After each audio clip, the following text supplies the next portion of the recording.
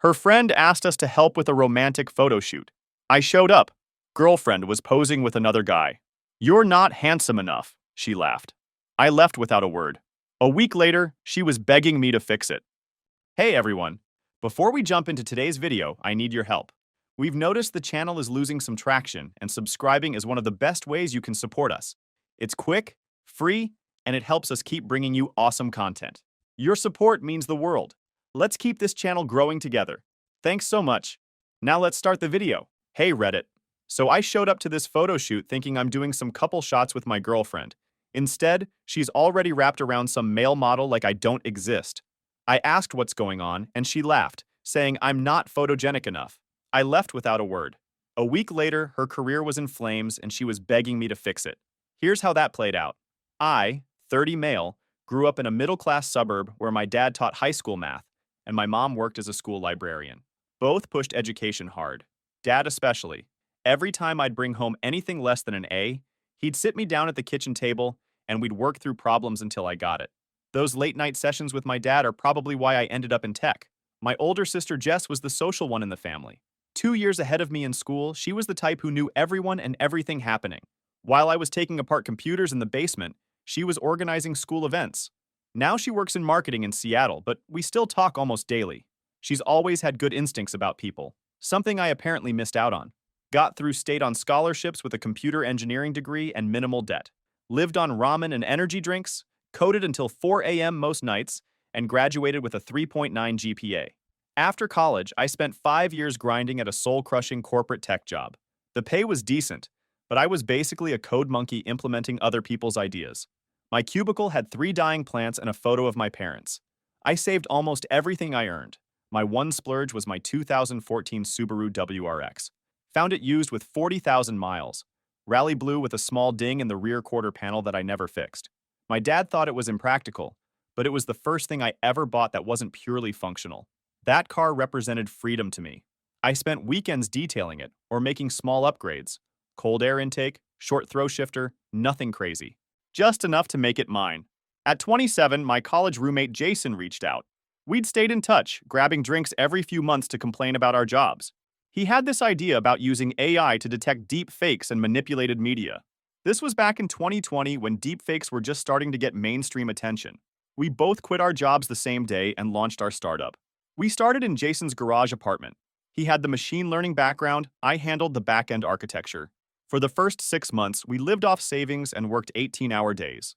My WRX gathered dust in the parking spot as we barely left the apartment. My collection of hoodies and cargo shorts became my uniform. Who had time for anything else? By year 2, we had a functioning prototype that caught tech guards' attention. Obviously not the real company name. They supply security software to major social platforms. Their initial email came on a Tuesday morning. Jason and I stared at it for 10 minutes before responding, afraid it might disappear if we touched it. I met Leah, 29 female, at a networking event when our tech guard negotiations were just starting. She was way out of my league. That Instagram perfect type who takes 3 hours getting ready. Worked as late event planner for Apex Hotels, coordinating their executive retreats and corporate events. The kind of job where knowing the right people matters more than actual skills. She'd casually drop names of semi-famous people she'd met through work, like it was nothing. Oh, when I handled the tech conference last month, Elon's people were so demanding about the room setup. That kind of thing. When she approached me at the bar, I honestly thought she was looking for someone standing behind me. Our first conversation was about the appetizers. She laughed at my jokes, seemed interested in my work, and asked for my number before leaving. Our first date was at this upscale place downtown, where the menu didn't have prices. Within a month, we were officially together, and I kept waiting for her to realize she'd made a mistake. My sister Jess met her when she visited from Seattle for a weekend. We all went to dinner, and Leah was perfectly charming, asking all the right questions about Jess's job and life in Seattle. But later that night, back at my apartment, Jess pulled me aside while Leah was in the bathroom.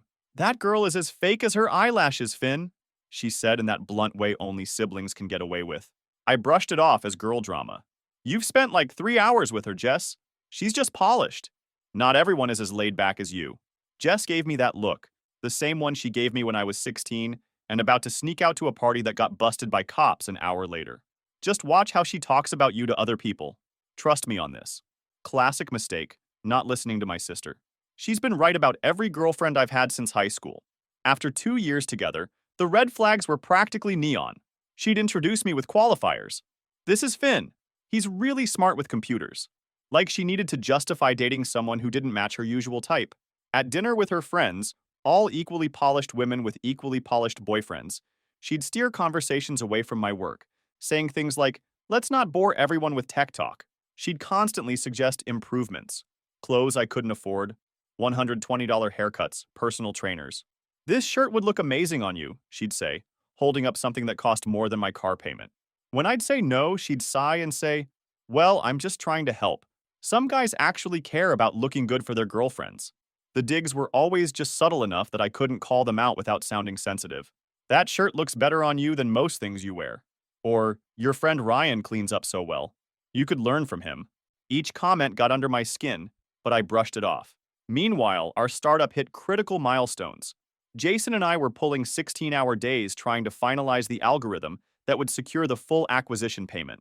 The algorithm needed to detect manipulated media with at least a 92% accuracy rate to meet TechGuard's contract requirements. We were stuck at 79%, and I was losing sleep trying to solve it. Our office fridge contained nothing but energy drinks and leftover takeout. My desk was covered in handwritten notes and empty protein bar wrappers. I kept a change of clothes at the office for the nights I didn't make it home. My WRX sat neglected in the parking garage. I hadn't even driven it in weeks. Once when I finally did, it had a layer of dust so thick I could write my name on the hood. Leah's patience with my schedule was wearing thin. I didn't sign up to date a ghost, she'd snap when I'd cancel plans. My ex never put his job before me. I kept thinking it would get better once the acquisition was complete. My parents noticed the change in me during our weekly video calls. You look tired, honey, my mom would say, that worry crease between her eyebrows deepening. Dad was more direct. Son, is this woman worth what she's putting you through? I defended her every time. She's just ambitious, like me. She understands the hustle. But even as I said it, I wondered if that was true. She understood her hustle. Mine was just an inconvenience. Friday night, Leah mentioned her friend Amber needed help with her photography portfolio. We were at her place. I was half listening, scrolling through code on my laptop while she talked. She's building her wedding photography business. She needs couple shots for her website. Saturday at Riverside Park, 2 p.m. I looked up, finally processing what she was saying. This Saturday? Jason and I were planning to tackle the reference dataset issues. We're so close to a breakthrough. Leah's face hardened in that way I'd come to recognize. We haven't done anything together in 3 weeks, Finn. It's a few hours of your precious time. The irony of her complaining about my work hours when she regularly put in 60-hour weeks herself wasn't lost on me. But I was tired of fighting. Tired of the cold shoulder and passive-aggressive comments that would follow if I said no. Fine, I said, closing my laptop. I'll meet you there at 2. She smiled, instantly warming. Perfect. Wear that blue button-down I got you for your birthday. It actually fits you properly. Saturday, I texted Jason to start without me, then spent more time than usual getting ready. Showered, shaved, put on the blue shirt, and even added that cologne Leah had given me. I stopped for coffee on the way, her specific order that required 5 modifications, and took the barista 2 tries to get right. As I approached the park's stone bridge where we'd agreed to meet, I spotted Amber setting up her camera equipment. Then I saw Leah. She was with some guy I'd never seen before. Not just with him, wrapped around him, her arms over his shoulders, his hands on her waist, faces inches apart as Amber directed them. The guy looked straight out of GQ, perfect stubble, trendy haircut, obvious gym rat. He wore an expensive jacket I recognized because Leah had shown me the same one online 2 weeks ago, suggesting I invest in my appearance. I stood there, coffee in hand, watching this bizarre scene unfold like I was having an out-of-body experience. Leah spotted me and whispered something to the model. He nodded and stepped away, checking his watch like he had somewhere more important to be. She walked over, that practiced a smile on her face. Hey, you made it, she said, taking the coffee from my hand without a thank you. I noticed she was wearing the earrings I'd given her for our anniversary. The cognitive dissonance was dizzying. Who's that? I asked, nodding toward the model who was now checking his phone with practiced disinterest. Oh, that's Eric. He's helping with the shoot. And you didn't think to mention this? She rolled her eyes and sipped her coffee. Come on, Finn. These photos need to look high-end. Amber's trying to book wealthy clients. She gestured vaguely at my entire existence. You're not exactly photogenic, too ugly for the camera. I was processing what she was saying when Leah sighed with theatrical patience. It's not personal, it's business. Look at Eric and then look at yourself. Which one would help Amber get more clients? She smirked slightly. I mean, those startup hoodies and cargo shorts aren't exactly screaming dream wedding, are they? The fact that I wasn't even wearing a hoodie or cargo shorts, I was wearing the exact shirt she'd asked me to wear, made the comment even more cutting. Then she actually patted my arm, like I was a child. You can wait at the coffee shop across the street if you want. We'll only be another hour or so. Or you can head back to your coding thing with Jason. I know that's what you'd rather be doing anyway. Her tone was so dismissive, so casually cruel, that something inside me just shut down. I stared at her, seeing with perfect clarity who she really was. It was like one of those magic eye puzzles from the 90s suddenly coming into focus. No, I said quietly. No what? She asked, already turning back toward Eric and Amber. No, I won't be waiting at the coffee shop. I turned and walked straight to my WRX without looking back. Behind me, Leah called out something, but the words didn't register. Just background noise, like the traffic on the nearby street or the kids laughing on the playground. I fired up the boxer engine that she always complained was too loud and obnoxious, and drove off. No squealing tires, no dramatic exit. Just a calm, deliberate departure. On the drive home, I felt eerily calm, like I'd been given an emotional anesthetic. My brain kept replaying moments from our relationship with new clarity. All the times she'd compared me to other men, suggested improvements, or seemed embarrassed to introduce me to her coworkers. A memory surfaced. 3 months into dating, we ran into my old college friend Dave at a restaurant. Dave and I fell into easy conversation about a coding project he was working on. After 10 minutes, Leah had excused herself to make a quick call. When she returned, she'd steered the conversation to something else. Later that night, she'd commented, "Your friend Dave is nice, but maybe save the computer talk for when I'm not around. No one wants to hear about programming languages over dinner." At the time, I'd felt slightly embarrassed, like I'd broken some social code. Now I recognized it for what it was. She was embarrassed by my passion for something she deemed uncool. When I got home, I acted with the same methodical focus I used when debugging a particularly complex piece of code. I blocked Leah's number, removed her from all social media, and changed the security code to my apartment building. Called the locksmith to change my locks first thing Monday. Took our framed photo from my nightstand and dropped it in the trash. 2 years. Erased in 20 minutes. I looked around my apartment, really looked at it for the first time in months. The throw pillows Leah had insisted on buying that served no actual purpose. The abstract art print she'd hung that I'd never liked but tolerated because it pulls the room together, Finn. I left it all in place. Those things didn't matter. What mattered was reclaiming my time and space. Then I opened my laptop and focused entirely on work without the background anxiety of disappointing Leah. No checking my phone every half hour. No calculating when I needed to leave to meet her for dinner. No mental energy wasted on preparing explanations for why I needed more time on the project. Around 2 a.m., staring at lines of code with burning eyes, I had a breakthrough. The problem wasn't our algorithm. It was the dataset we were using to test it. We'd been so focused on improving the detection system that we hadn't questioned whether our test images were properly categorized. Our algorithm was detecting subtle lighting inconsistencies that we'd mistakenly tagged as authentic. I restructured the entire testing framework, retagged the dataset with proper metadata for lighting conditions, and ran the tests again. The accuracy jumped from 79% to 94.8%. I texted Jason immediately. Found it. Validation dataset was corrupted. Fixed it. Running at 94.8%. His response came seconds later. Holy shit. For real? I worked through the night, documenting the changes, preparing the demonstration for TechGuard, and feeling more clear-headed than I had in months. Around 5 a.m., I finally crashed on my couch, not even making it to the bedroom. I slept better than I had in a year. By morning, Leah realized I was serious. The barrage began. Texts, which bounced back. Then emails with increasingly dramatic subject lines. Are you seriously ghosting me? This is childish, Finn. We need to talk ASAP. Is your fragile male ego really this damaged? I ignored them all and focused on finalizing the acquisition documents with Jason. We sent the updated algorithm to TechGuard's technical team, who responded with immediate enthusiasm. The CTO himself emailed us. This exceeds specifications by a significant margin. Legal will expedite the final payment. Days later, our bank accounts each increased by $1.6 million. My phone blew up with messages from friends who'd seen the press release. None mentioned Leah. I hadn't told anyone what happened yet. Called my parents to share the news. Dad's voice cracked when I told him the amount. I always knew you were brilliant, son. Your mom and I are so damn proud. Mom got on the line and immediately started talking about how I should diversify investments and not to forget about the tax implications. Typical. Jess called an hour later, screaming with excitement. Holy crap, my little brother's a millionaire. I want a Tesla for Christmas. I laughed for what felt like the first time in ages. What about a nice Subaru instead? I hear they're very practical. Seriously, though, she said, her voice softening. I am so proud of you. You and Jason deserve this. You worked your asses off. I almost told her about Leah then, but held back. It could wait for another day. On day 3, Leah showed up at my apartment building. Marcus, the security guard I'd befriended with weekly coffee deliveries for the building staff, called up to warn me. There's a woman here insisting she needs to see you immediately. Says her name is Leah. Claims it's an emergency. Don't let her up, I replied. She's not welcome. You got it, he said, then added, she's making quite a scene. Should I call the police?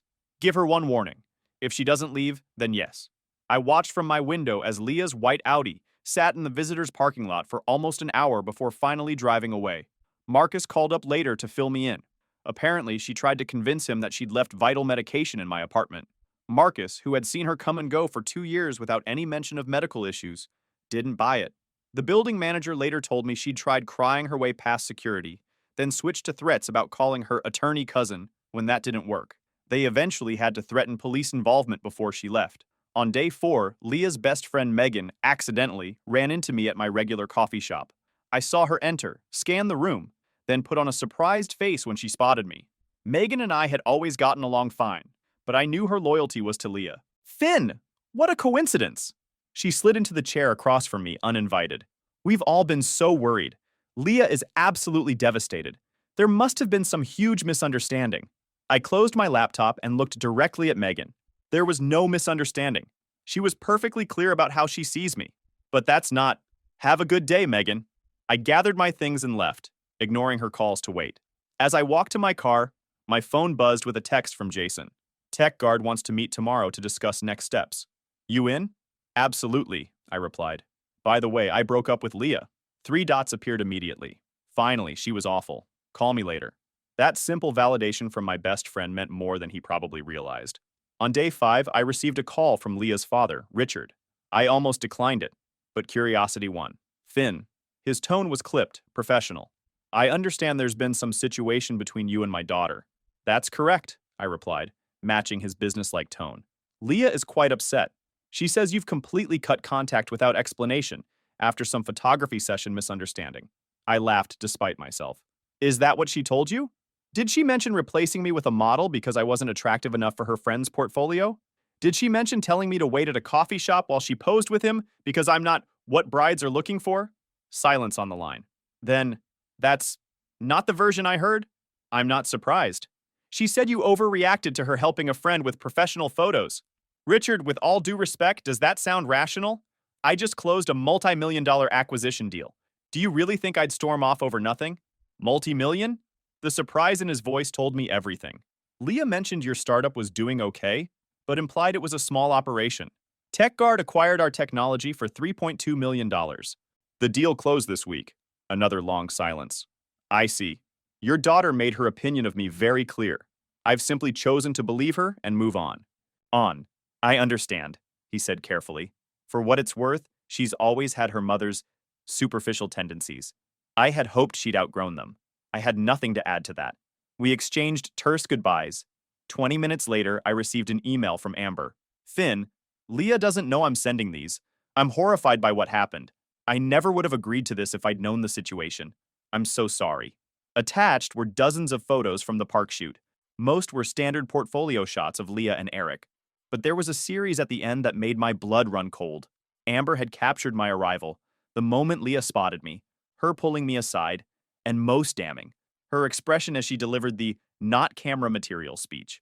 The final shots showed my face going completely blank as I turned to walk away, with Leah rolling her eyes behind me. I downloaded the photos, then replied to Amber. Thank you for your honesty. That same afternoon, I received a call from a number I didn't recognize. Hello? Is this Finn Patterson? My name is Diana Reed. I'm the events director at TechGuard.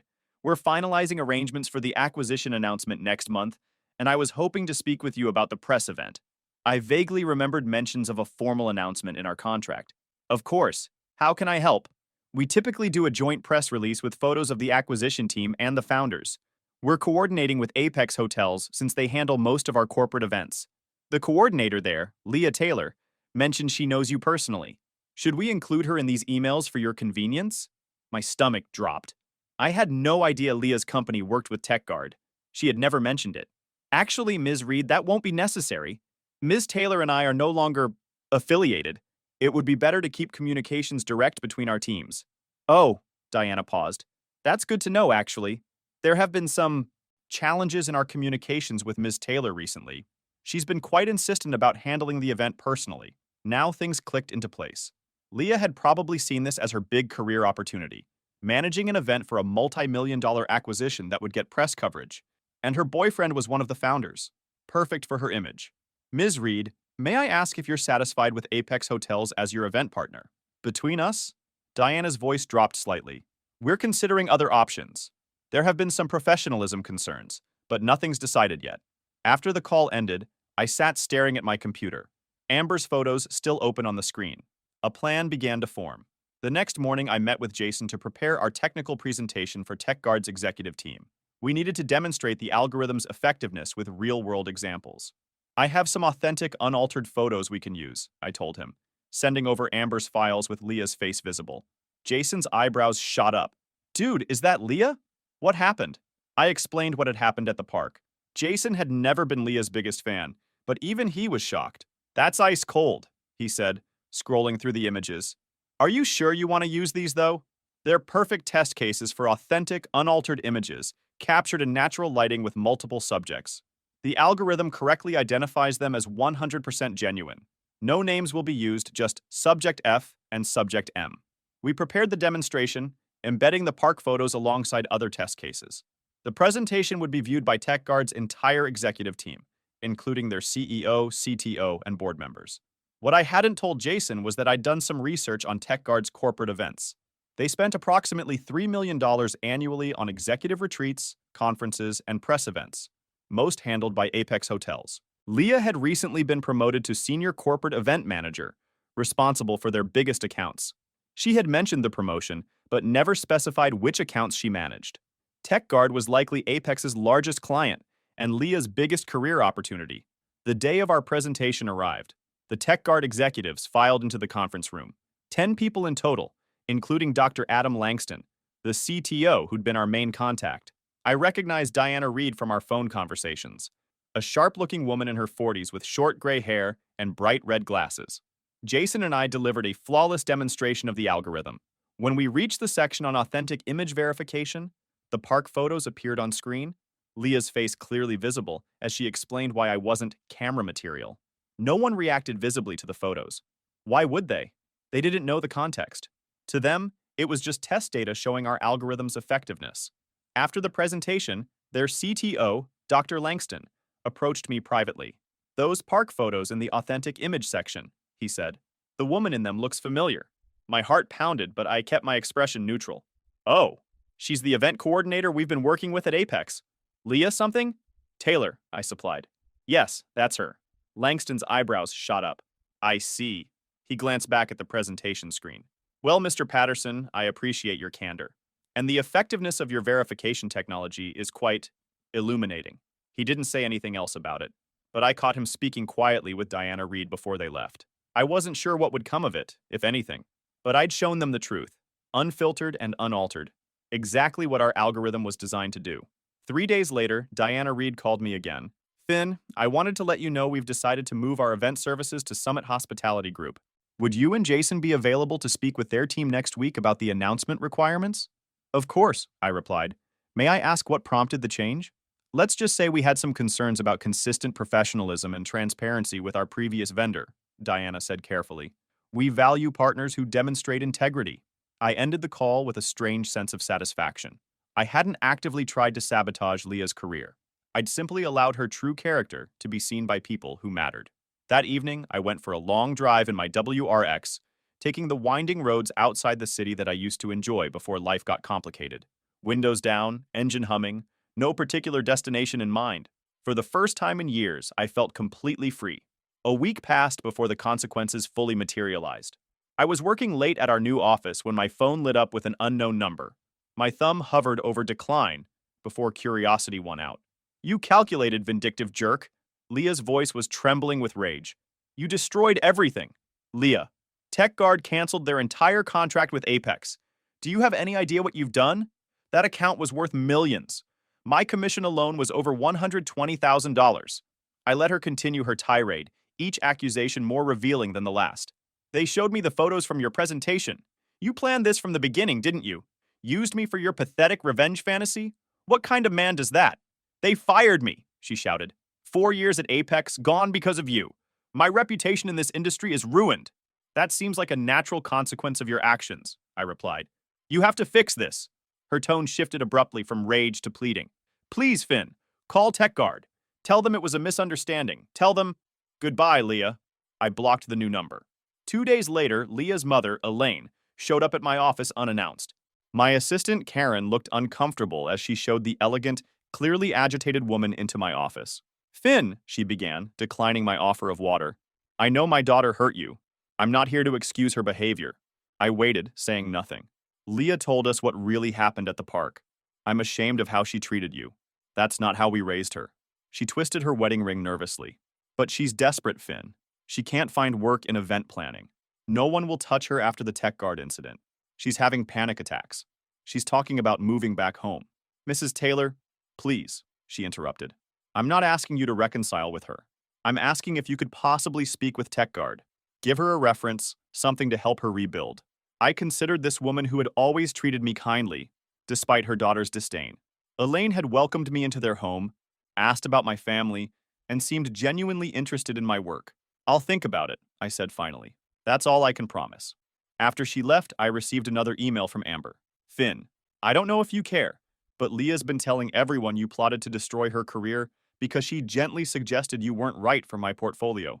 She's playing victim to anyone who'll listen. I've been telling people the truth, showing them the actual photos from that day. Most of our mutual friends have seen through her, but she's getting desperate. Just wanted you to know. I forwarded this email to Elaine with a brief note. Before I consider helping Leah, I need to know she's being honest about what happened even now. Elaine's response came an hour later. I understand. I'll talk to her. The following week, as Jason and I were preparing for our relocation to TechGuard's headquarters, Karen announced another visitor, Leah herself. Should I call security? Karen asked, clearly aware of the situation. I sighed. No, send her in. Leah looked terrible. 2 minutes, I said as she sat down. That's all you get. She nodded, hands clasped tightly in her lap. I deserve everything that's happened. That wasn't what I expected. Mom showed me your email with Amber's message. She's right. I've been lying, trying to save face. Leah's voice cracked. What I did to you was cruel. I was shallow and status-obsessed, and I treated you like you weren't good enough when you were always too good for me. She wiped her eyes. I'm not asking you to forgive me or help me. I just wanted to finally tell you the truth. I'm sorry, Finn. I'm so sorry. I opened my desk drawer and removed a business card, sliding it across the desk. Diana Reed at TechGuard. Call her tomorrow. Tell her I suggested you reach out regarding the junior coordinator position at their Austin office. It's a step down from what you had, but it's a start. Leah stared at the card in disbelief. Why would you help me after everything? I'm not doing it for you, I replied. I'm doing it because carrying anger is exhausting, and I have better things to focus on. As she stood to leave, I added, Leah, this is your one chance. If I hear you've mentioned my name, or tried to leverage this connection beyond this introduction, the opportunity disappears. Understood? She nodded, clutching the card. Thank you. After she left, Jason appeared in my doorway. Everything okay? Yeah, I said, turning back to my computer. Just tying up loose ends. You're a better man than me, he commented. I'd have let her crash and burn. I shrugged. Sometimes the best revenge isn't destruction. It's moving forward while they're stuck looking back. Later that night, I called Diana to give her a heads up about Leah. I was careful to be professional. I'm not vouching for her work, I explained. Just suggesting you consider her for the junior position if she reaches out. People deserve second chances when they acknowledge their mistakes. I appreciate your candor, Diana said, and your compassion. That says a lot about your character, Finn. My dad called that weekend, ostensibly to discuss investment strategies, but really to check on me. I'd finally told my parents about the breakup. Your mom's worried about you, he said, which was dad code for, I'm worried but don't want to say it directly. I'm good, Dad. Really. You know, when I was teaching, I had this student, brilliant kid, terrible home life. Every time he'd make progress, his parents would tear him down. Tell him he was getting too big for his britches. Dad cleared his throat. Some people can't stand to see others succeed. Says more about them than it does about you. Thanks, Dad, I said, genuinely touched by his awkward attempt at emotional support. So, about those index funds. And just like that, we were back to safer territory. 3 months later, I attended a tech conference in San Francisco as a featured speaker. Drove my WRX there because I still refused to sell it, even though I could now afford any car I wanted. I'd finally had it detailed and the ding repaired. The rally blue paint matched perfectly. The valet attendant whistled appreciatively when I pulled up. Sweet ride, man. STI? WRX, I corrected. 2014. Those EJ engines are bulletproof, he said. My brother has one with 200,000 miles, still running strong. Inside, the conference was buzzing with activity. Our algorithm had gained significant attention since the acquisition, with several companies already licensing it from TechGuard. 2 years ago, I would have felt completely out of place among these tech bigwigs. My presentation on ethical implications of deepfake detection technology went perfectly. The room was packed with 300 people, including Jason in the front row. The live demonstration drew audible reactions from the crowd, and the applause afterward felt genuine. During Q&A, someone asked a technically impressive question about our algorithm's handling of contextual inconsistencies. As I was answering, my phone buzzed with a text from Karen. Summit Hospitality called. They're hosting the Innovation Awards and wanted to know if you're attending. I smiled, remembering that Leah's former company had lost TechGuard's business to Summit. Diana had mentioned that Leah had taken the junior position in Austin and was doing well so far. 6 months later, I moved into a modest house in a quiet neighborhood. 3 bedrooms, a small yard, and most importantly, a garage for my WRX. Jason came by with his new girlfriend. From someone who was there when you were eating ramen 3 meals a day to make rent, to someone who still eats ramen by choice even though he's a millionaire, he toasted. To knowing what actually matters, I responded, raising my glass. 3 weeks later, I received a brief email from Leah. I'm working hard at the junior position. Thank you for the second chance. I didn't respond. Not every story needs a dramatic ending or perfect closure. Sometimes the best conclusion is just people learning, growing, and moving forward. That night, I drove home in my Subaru with the ding-free quarter panel to a modest house where I finally felt at peace. I'd never been happier to be deemed not camera material.